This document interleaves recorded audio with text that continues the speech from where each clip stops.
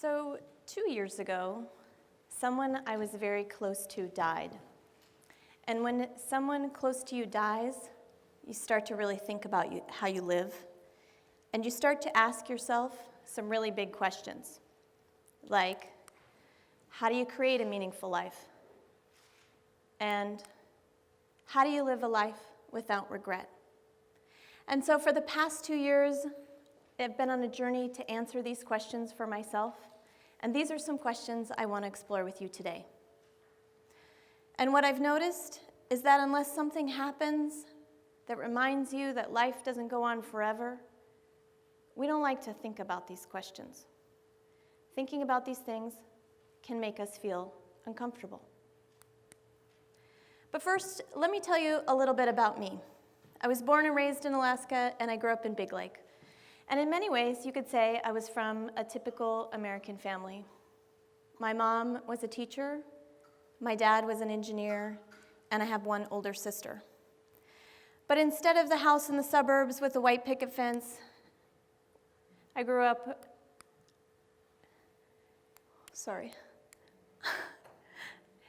9 miles down a gravel road in Big Lake. And although living in Big Lake is not at all remote by Alaskan standards, there was always a high value placed on being independent and self-sufficient. And my dad always had a few phrases to go along with this. So when we went fishing, it was, you catch it, you clean it. And when we went on vacation, it was, you pack it, you carry it. And my sister and I had a sign on the wall of our room that said, girls can do anything. Now, like many families, my dad commuted to work. But instead of taking the car, he took his airplane.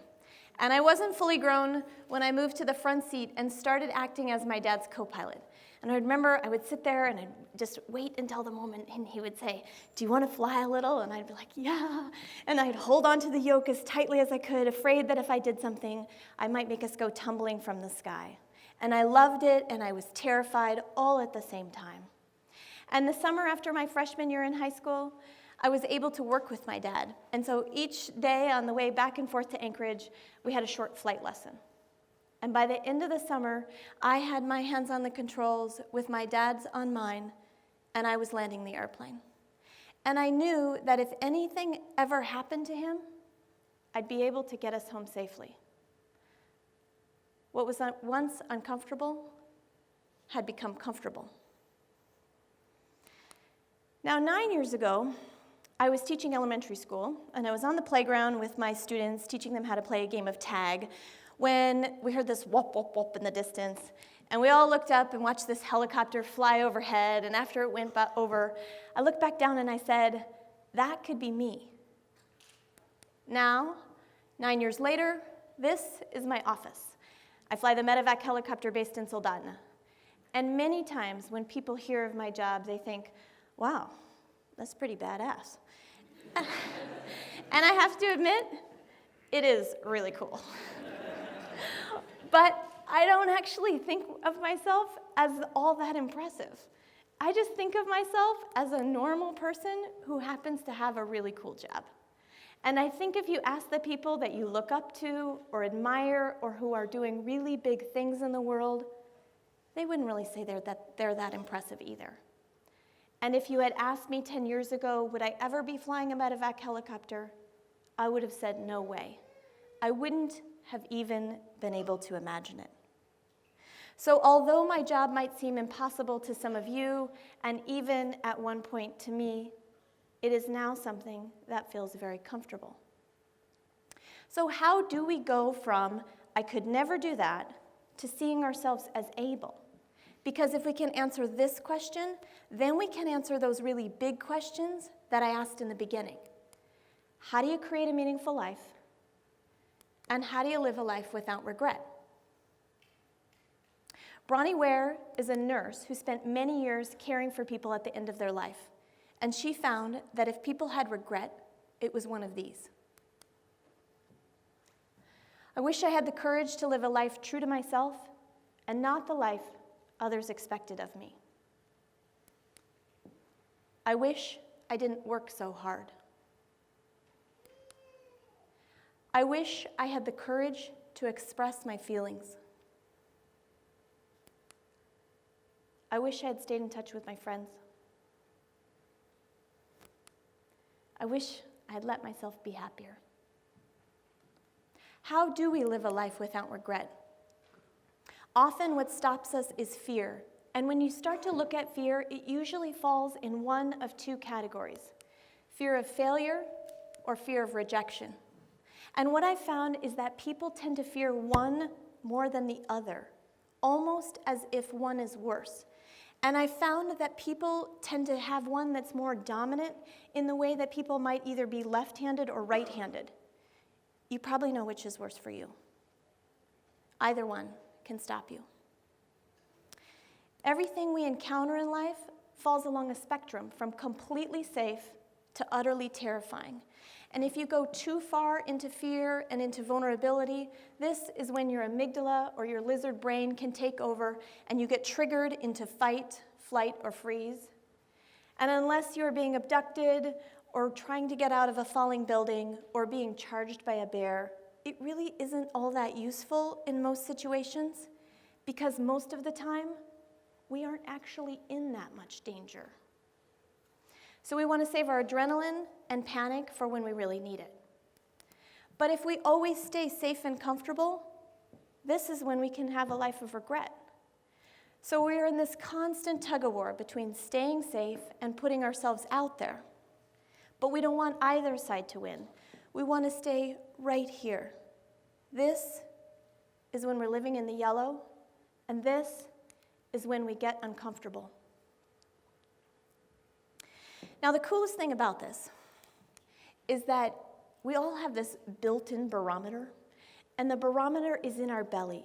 And you know you're in this spot when you get that nauseous, queasy feeling in your stomach, the one you get when you're just about to go over the top of the roller coaster, or when you're the first person to say, "I love you" in a new relationship, or when you have to take responsibility for the mistake you made at work. And I'm sure that you've heard of this phrase, yellow-bellied. And in this case, yellow means being cowardly.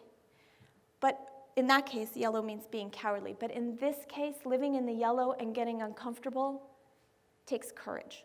This is where we can take on big projects, make deep connections, and live a meaningful life without regret.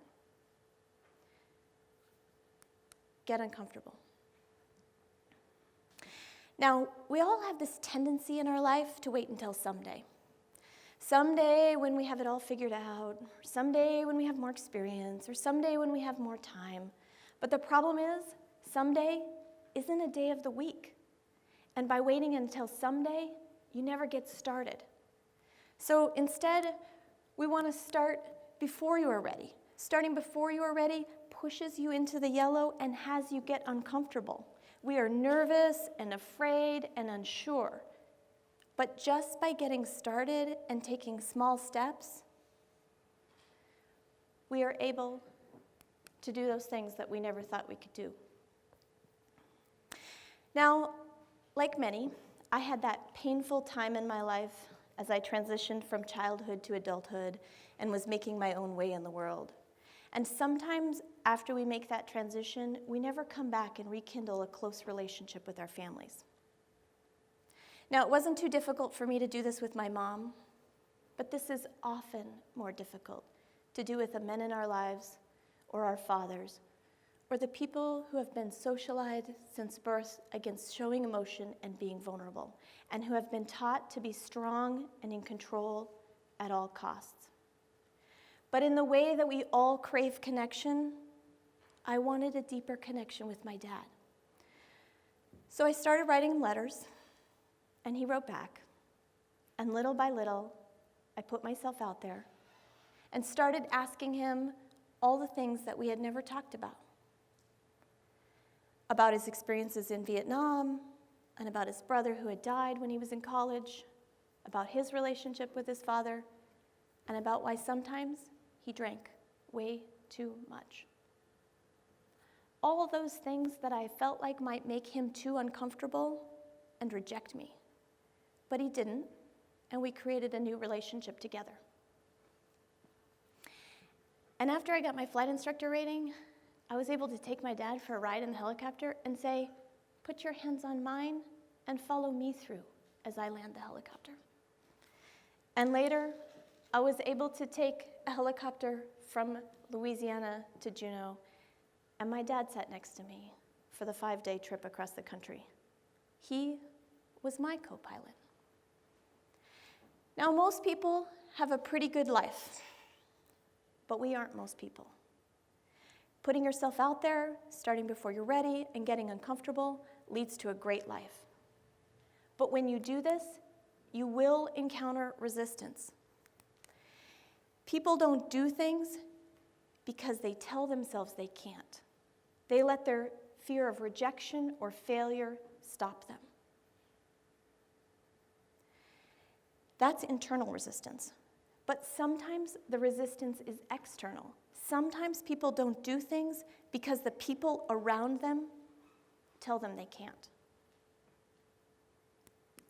Because this process of getting uncomfortable isn't just uncomfortable for you, it's uncomfortable for the people around you.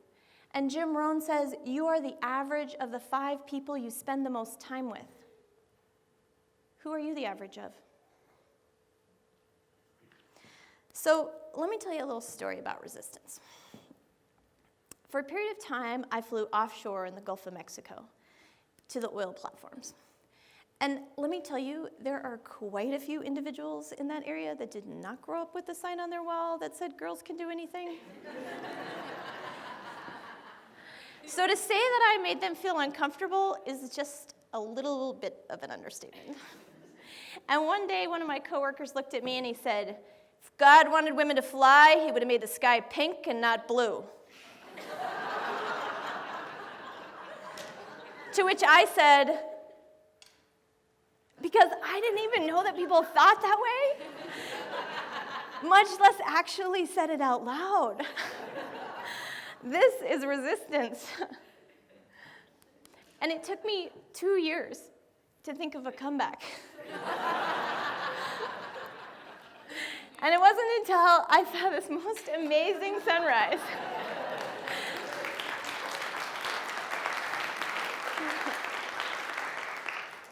I get the best parts of the day. So once you start paying attention to the barometer in your belly, you'll notice all sorts of opportunities to get uncomfortable. And often these are just small moments where you have that pull between staying safe and putting yourselves out there.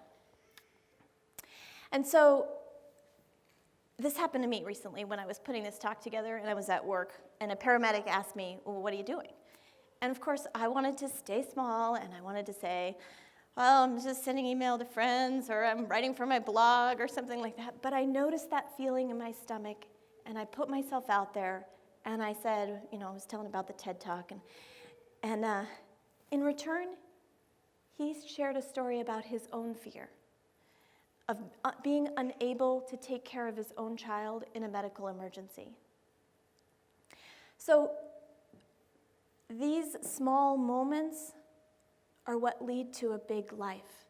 And by putting yourself out there and living in the yellow, your comfort zone expands.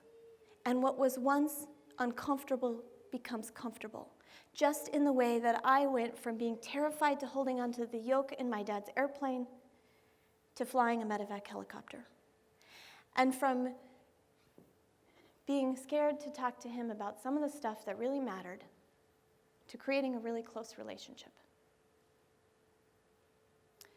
Now, let me tell you why this really matters.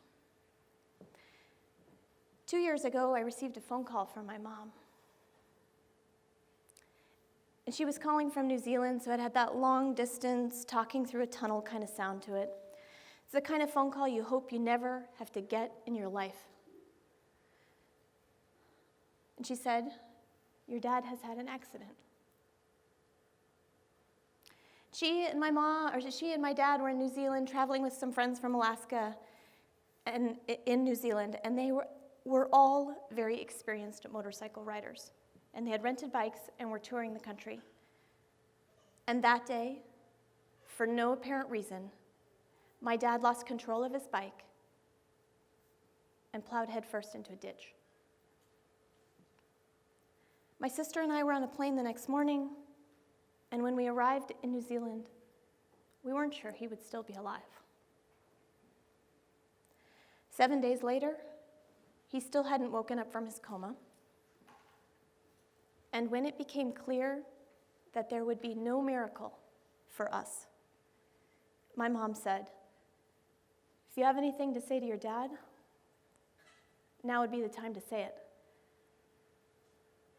But I didn't, because by putting myself out there and getting uncomfortable and talking about some of the difficult stuff, there wasn't anything left to say. I knew he loved me and was proud of me, and I loved him and was proud of him.